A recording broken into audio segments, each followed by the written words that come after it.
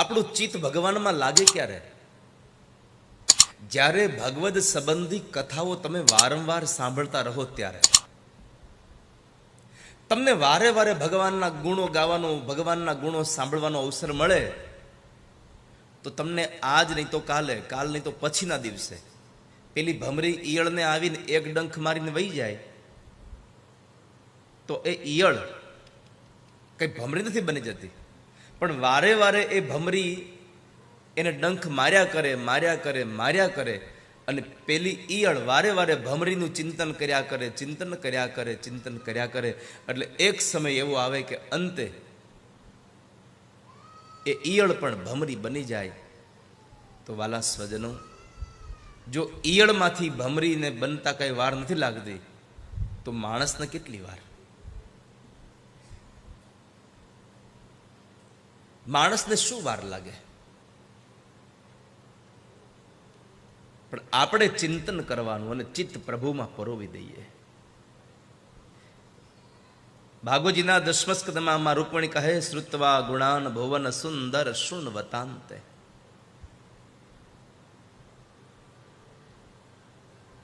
નિર્વિશ્ય કર્ણ વિવરેર હરતોંગ તાપમ. મેં મારા કાનોથી તમારી કથા સાંભળી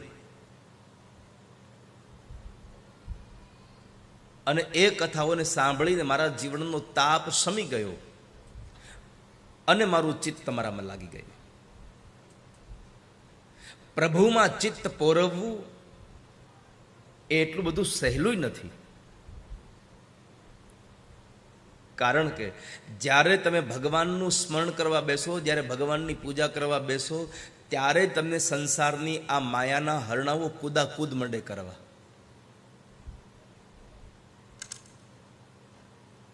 ત્યારે જ તમને આ સંસારના આ મૃગલાઓ, પાપના મૃગલાઓ દોડા દોડ કરી મૂકે, તમને વિચલિત કરી દે. તમે જોજો, કથામાં પણ એવું જ થાય. કથાનો એકદમ દોર ચાલતો હોય, કથામાં બરાબર આમ આપણી એકાગ્રતા થઈ ગઈ હોય, વક્તા અને શ્રોતાઓની વચ્ચે એવો તાર જોડાઈ ગયો હોય, અને આવું થાય ત્યારે જ પ્રભુ આપણા આ તારને તોડાવવા કોઈક મહેમાનને મોકલે, જાઓ આગલા સોફે બેહો, આપણો તાર હલી જાય છે. શું કામે? પાપના મૃગલાઓને ખબર છે કે આ જો એકાગ્ર ચિત્તે ભગવાનની કથા માંડશે સાંભળવા અને પ્રભુનું સ્મરણ કરવા લાગશે તો હું એની અંદર નહીં રહી શકું. કારણ કે પ્રભુનું નામ એ સિંહની ગર્જના છે અને પાપ એ મૃગલાઓ છે. તો સિંહની ડણક પડે પછી મૃગલાઓની તાકાત નથી કે સ્થિર ઊભા રહી શકે. એટલા માટે મૃગલાઓ પહેલેથી દોડાદોડ કરે અને આપણને ક્યારેક ક્યારેક સત્કર્મમાં જવા ન દેતું હોય ને તો એ આપણા વૃત્તિ નહીં, આપણા પાપ જ ન જવા દે. પાપ આપણને પકડીને રાખે, ખેંચીને પકડે કે ભાઈ તું નહીં જા કથામાં, તું કથામાં જઈશ તો હું ક્યાં જઈશ. એટલા માટે પ્રભુમાં આપણું મન લાગે, પ્રભુમાં આપણું ચિત્ત જોડાઈ જાય તો જ વાલા ભક્તજનો આપણા પાપના આ મૃગલાઓ આપણને છોડીને જાય.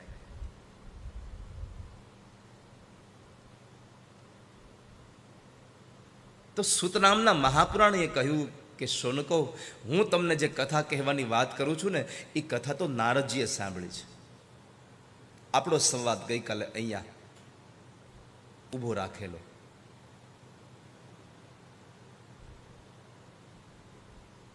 શૌનકોને આશ્ચર્ય થયું, પ્રશ્ન પૂછ્યો, બાપજી નારદજી કથા સાંભળે આ તો બહુ આશ્ચર્ય કહેવાય. જો તમને કશો વાંધો ન હોય તો અમે પ્રશ્ન કરીએ તમને કે અમને કહો ને, નારદે કથા શું કામ સાંભળી? અમારે જાણવું છે. કારણ કે કોઈની કોઈ પાછળ કોઈનું રહસ્ય પડેલું છે. આજે સોરિયા પરિવાર આટલો બધો હિરાળિયા દાદાને માને છે તો એની પાછળનું કારણ છે કે તમારી શ્રદ્ધાને ક્યારેય આ દાદાએ તૂટવા ન દીધી, એટલા માટે તમારી આટલી શ્રદ્ધા વધતી જાય છે. કોઈની કોઈ પાછળ કોઈનું કોઈ કારણ સમાયેલું છે.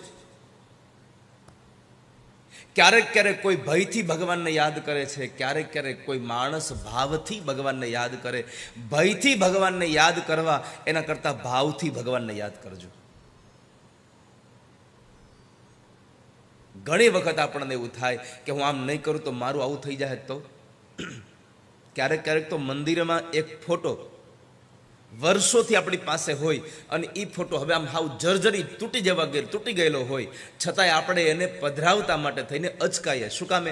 આપણને ડર લાગે કે નહીં કદાચ આ માતાજીનો ફોટો હું પાણીમાં પધરાવી દઈશ અને મારી માથે માતાજી ક્યાંક ક્રોધે ભરાહે તો. આ ભક્તિ ન થવા દે તમને કોઈ દિવસ. ભયમાં ક્યારેય ભક્તિ ન કરો, ભક્તિ કરો તો ભાવથી કરો. પ્રભુનો ડર ન રાખો, પ્રભુ પ્રત્યે પ્રેમ રાખો, કારણ કે પરમાત્મા કોઈ દિવસ કોઈને હેરાન કરતા જ નથી. આ દુનિયામાં લોકો કહે છે કે ઓહો મારા ઉપર તો હું ભગવાને કોપ માંડ્યો, ખબર નહીં મેં ભગવાનનો હું ગુનો કર્યો. તે ભગવાનનો કાંઈ ગુનો નથી કર્યો, તે કર્મથી દોષ કર્યો છે. એટલે કૃષ્ણ કહે કર્મણા જાયતે જંતુ કર્મણેવ વિલીયતે સુખમ દુઃખમ ભયમ ક્ષેમમ કર્મણેવાભિપદ્યતે. ભાગવતજીના 10મા સ્કંદમાં નંદ બાબા સાથેના સંવાદમાં ભગવાન કૃષ્ણ નંદ બાબાને કહે છે, બાબા આ દુનિયામાં કોઈ કોઈને સુખી નથી કરતું, કોઈ કોઈને દુઃખી નથી કરતું. સુખ અને દુઃખ માણસને પોતાના કર્મના હિસાબે આવી રહ્યા છે. એમાં આપણને એમ થાય છે કે આ માધ્યમ બન્યું કોઈ દુઃખનું. આપણને કોઈ દુઃખી નથી કરતું આપણી જાત અને આપણા કર્મ સિવાય.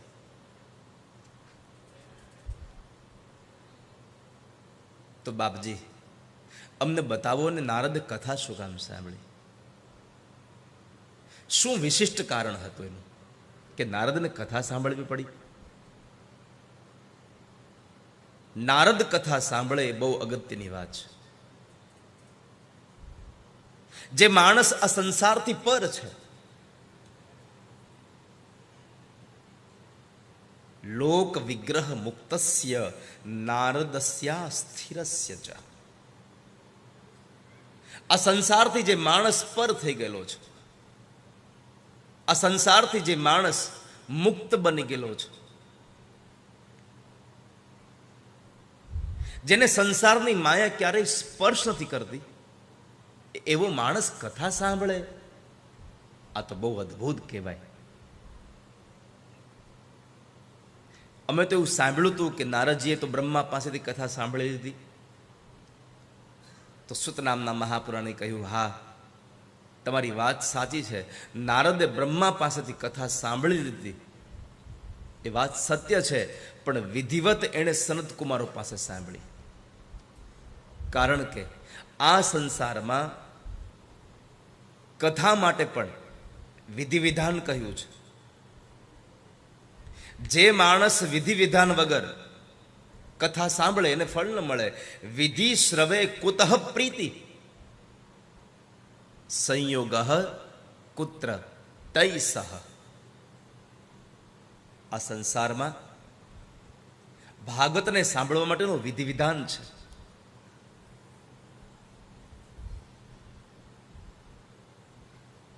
માણસ યોગ્ય વિધાન પ્રમાણે કામ કરે તો બરાબર એનું ફળ મળે. તો નારદજીએ વિધિ વિધાન પ્રમાણે સનત કુમારો પાસેથી કથા સાંભળી. અસ્થિરસ્ય ચ, જે સ્થિર નથી.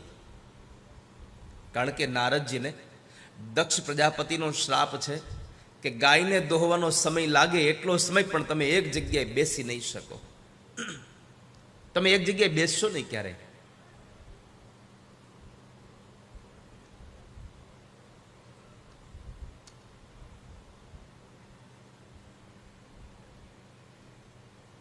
નારદજી સતત ભ્રમણ કરે છે.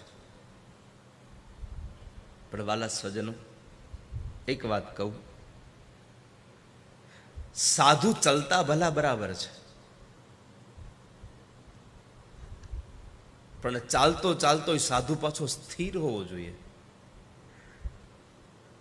એના પગથી સ્થિર ન હોય તો કાંઈ નહીં, પણ એની બુદ્ધિથી અને એના મનથી પરમાત્મામાં સ્થિર હોવો જોઈએ. અને જે માણસ પરમાત્મામાં સ્થિર છે, જેને મોહ મરી જાય છે, જેને જ્ઞાન પ્રગટ થઈ જાય છે, પછી એને ભગવાનનું નામ લેવાની જરૂરી નથી, એને સંધ્યાવંદનની જરૂર નથી. ઉપનિષદ કહે છે કે જે માણસના જીવનમાં મોહરૂપી માં મરી ગઈ હોય, જે માણસને પોતાના મોહરૂપી માં મરી ગઈ હોય અને જ્ઞાનરૂપી પુત્રનો જન્મ થયો હોય, એને મરણ અને જન્મનું બેયનું સૂતક છે. એટલે આવા લોકો સંધ્યાવંદન ન કરે તો ચાલે. પણ જેને મોહ મરી ગયો છે અને દીકરો જ્ઞાન પ્રગટ થયો છે, એની વાત છે.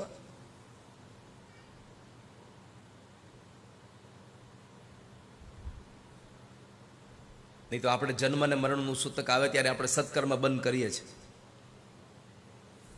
શાસ્ત્રની આદેશ છે એ વેદોની આજ્ઞા પ્રમાણે આપણે વર્તીએ છીએ, પણ એનાય બહુ બધા નિરૂપણો આપ્યા છે,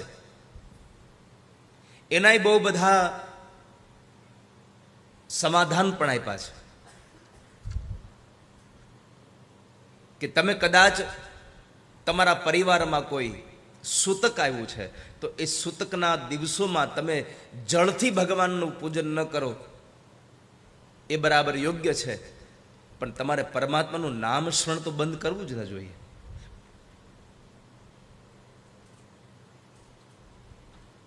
ભગવાનનું પૂજન તો થવું જ જોઈએ.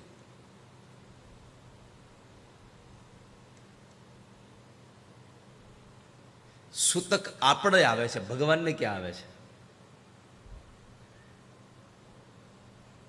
અને કદાચ એવું લાગે કે આપણા ઘરમાં સૂતક છે, આપણે નથી કરાતું, તો કઈ વાંધો નહીં.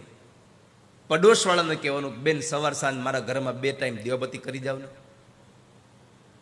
આપણી ઘરે કોઈનું મરણ થાય તો 13 દિવસ આપણે એ ફોટા આગળ આવડી અગરબત્તી કરીએ. જે ગુજરી ગયા છે એના ફોટા પાસે હાથ એકની અગરબત્તી ચાલુ કરીએ, અને જે ઓલો રોજ માટે આપણા મંદિરમાં કાયમ માટે બેઠો ને આપણું ધ્યાન રાખે છે એને 13 દિવસ બોલાવીએ નહીં આપણે. શા માટે? કદાચ તમારા મનમાં એવો ભય છે કે હું કદાચ આ સૂતકના દિવસોમાં હું પૂજા કરીશ તો મને કદાચ પાપ લાગશે, તો પડોશવાળાને કહો. પણ તમારા ઘરના મંદિરમાં રહેલા બિરાજમાન એ ભગવાનના વિગ્રહો અપૂજિત ન રહે એની કાળજી રાખો.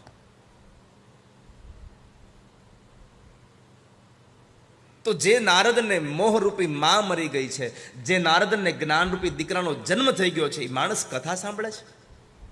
હા, એણે વિધિવત કથા સાંભળી. અને સંસારમાં કોઈ પણ કર્મ વિધિવત ન થાય તો એનું ફળ બરાબર ન મળે. તમે વિધિ વિધાન પ્રમાણે કથા સાંભળો તો તમને ભગવાનની કથાઓમાં પ્રીત જાગે.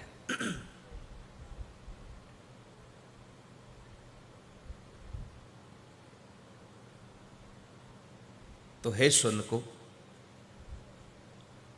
જે ભગવાનમાં સ્થિર છે એ નારદજી એક વખતના સમયે ચાલતા ચાલતા ચાલતા બદ્રી વિશાલ ક્ષેત્રમાં પહોંચેલા. અને એ બદ્રી વિશાલ ક્ષેત્રમાં એમને સનતકુમારો મળેલા.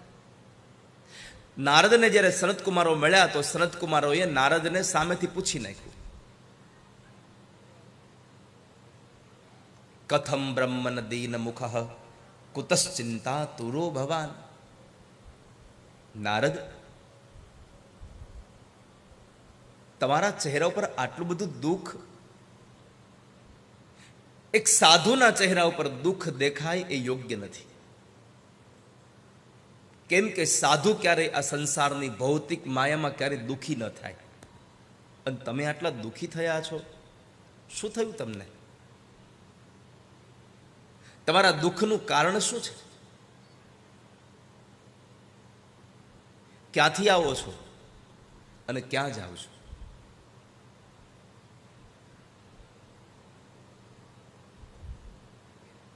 સંસારી માણસનું ધન ચોરાઈ ગયું હોય અને જે માણસ શૂન્ય બની જાય, એમ તમે શૂન્ય બની ગયેલા દેખાવ છો. શું થયું તમને? તમારા ચહેરાની આ હાલત યોગ્ય નથી. કારણ કે ભગવાનનો દાસ કોઈ દિવસ ઉદાસ ન બને. હરિ કા દાસ કભી ન ઉદાસ. પરમાત્માનો ભક્ત કોઈ દી ઉદાસ ન થાય. તમને શું થયું? શરદ કુમારોએ પ્રશ્ન કર્યો. નારદજીએ કહ્યું કે સાચું કહું શરદ કુમારો, આ સંસારમાં મેં ભ્રમણ બહુ કર્યું, હું બહુ ફર્યો, પણ એ ફરતા ફરતા ફરતા પણ કેટલાક ક્ષેત્રોમાં ફર્યો. હરિદ્વાર ગયો, કાશી ગયો, ગોદાવરી ગયો, કુરુક્ષેત્ર ગયો, રામેશ્વરમ ગયો, પ્રયાગ ગયો, આ બધી જગ્યાએ ફર્યો, પણ મને ક્યાંય સુખનો અનુભવ ન થયો, મને ક્યાંય શાંતિ ન મળી.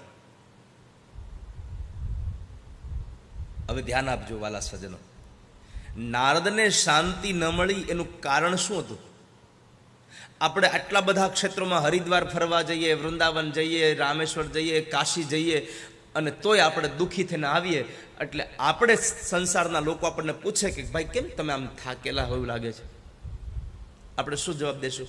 હરિદ્વાર ગયો પણ આમ જો ભાઈ ક્યાંય વ્યવસ્થા ન મળી, એટલે હેરાન થયો, એટલે દુઃખી થઈ ગયો. એમ થાય કે હરિદ્વાર જવું જ નથી. આપણને સારું જમવાનું ન મળે એટલે દુઃખી થઈએ, આપણને સારું રહેવાનું ન મળે એટલા માટે આપણે દુઃખી થઈએ, આપણને સારી વ્યવસ્થા ન મળે એટલે દુઃખી થઈએ. આપણામાં અને સાધુમાં બસ આટલો તફાવત છે. સંસારીમાં અને સંન્યાસીમાં આટલો તફાવત છે કે સંસારી જ્યારે બહાર પ્રદેશોમાં ફરવા જાય એને રહેવા જમવાની વ્યવસ્થા સારી ન મળે એટલે દુઃખી થાય, અને સાધુ જ્યારે ફરીને આવ્યા ને પૂછું કે તમે આટલા ક્ષેત્ર ફર્યા તો તમારા ચહેરા પર દુઃખ કેમ છે? શું થયું તમને? અને ત્યારે નારદજી જવાબ આપે, સત્યમ નાસ્તિ તપઃ શોચમ દયા દાનમ ન વિદ્યતે. સાચું કહું શરદ કુમારો, આ સંસારમાં મેં ક્યાંય પણ મને સત્યનો અભાવ દેખાયો.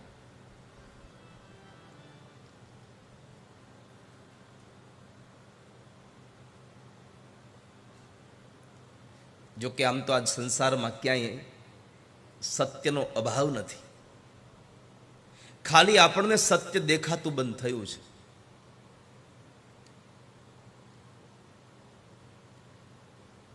સૂર્યની આડા વાદળાઓ આવી જાય તો આપણે એવું ન કહેવાય સૂરજ નથી હવે,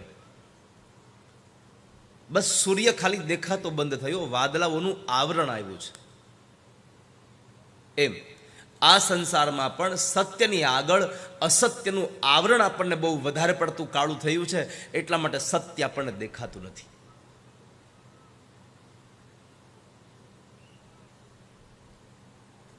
બાકી તો ગીતાજી કહે, ના સતો વિદ્યતે ભાવો, ના ભાવો વિદ્યતે સત. આ સંસારમાં સતનો ક્યાંય અભાવ જ નથી. ના ભાવો વિદ્યતે સત. સંસારમાં ક્યાંય પણ સતનો અભાવ નથી. પણ અહીંયા નારદજીએ કહ્યું કે મેં સત્યને ન જોયું એટલે દુઃખી થયો. હવે વિચારજો, સાધુ સત્યને ન જોવે એટલા માટે દુઃખી થયો છે. બીજું, હું બહુ બધા તીર્થ ક્ષેત્રોમાં ગયો પણ મને તપ ન દેખાયું ક્યાંય. સત્યમ નાસ્તિ તપઃ. મને તપ ન દેખાયું, તપ ઓછું થયું. લોકોને તપમાંથી શ્રદ્ધા ઉડી ગઈ, લોકોને તપ કરતા લોકો ઓછા જોયા મેં. શા માટે? તો કહે છે કે આ સંસારમાં પાખંડીઓ સાધુનું રૂપ લઈ અને રખડવા માંડ્યા, સાધુનું રૂપ લઈને ફરવા લાગ્યા, એટલા માટે લોકોનો ભરોસો જે તપમાં હતો એ ઉઠી ગયો છે. ઘણા લોકો તો એવું બોલે છે કે સાધુ પાખંડી થઈ ગયા. ના, સાધુ કોઈ દી પાખંડી થાય નહીં, પણ પાખંડી લોકો સાધુના જેવો વેશ પહેરવા માંડ્યા એટલે આપણી શ્રદ્ધા ઉડતી જાય છે. સાધુ કોઈ દી પાખંડ કરે જ નહીં. પાખંડીઓ સાધુ જેવું કરવા લાગ્યા છે. તમે આ સંસારમાં બધા ભ્રમણ કરો છો એટલે તમને આના ઉપર કાંઈ મારે વિશેષ કાંઈ તમને એનો કહેવાની જરૂર નથી. તમને બધાને ખબર છે કે કેવા કેવા લોકો કેવી કેવી રીતે સંતોનું અનુકરણ કરીને સંતો જ હોઈએ આવું દેખાવા માટે થઈને કેટલા બધા આડંબરો કરે અને પછી સમાજને લૂંટે છે.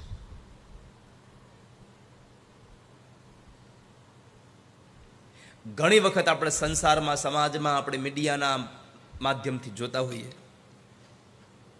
કે ફલાણા સાધુએ આવું કર્યું. મારે કહેવું છે, સાધુ હોય એવું કોઈ દી કરી ન શકે ને એવું કરે કોઈ દી સાધુ ન હોય. કોઈનું અહિત કરે એ સાધુ ન હોય, અને સાધુ હોય તો કોઈનું અહિત કરે નહીં, ખોટું પગલું ન ભરે. અને એટલે જ પૂજ્ય સંતો કહે, મને જ્યાં ગમે ત્યાં હરું છું, ફરું છું, શું પૂછો છો મુજને, હું શું કરું છું. આ સાધુ કહી શકે, તમે મને શું પૂછો છો, હું શું કરું. મને જ્યાં ગમે ત્યાં હરું છું, ફરું છું. પણ એક વાક્ય બહુ સરસ કહ્યું, નથી બીક કોઈની મને આ જગતમાં, નથી બીક કોઈની મને આ જગતમાં, ફક્ત એક મારા પ્રભુથી ડરું છું. જેને પ્રભુનો ડર છે ને, એવા લોકો કોઈ દિવસ ખોટું કામ ન કરે. તો નારદજીએ કહ્યું, મેં તપનો અભાવ જોયો, લોકોને તપ કરતા ન જોયા મેં. સત્યમ નાસ્તિ તપઃ શૌચમ. શૌચનો અર્થ છે પવિત્રતા. આ સંસારમાં સ્વચ્છતા નારદજી કહે છે બહુ છે, પવિત્રતા ઘટી ગઈ છે.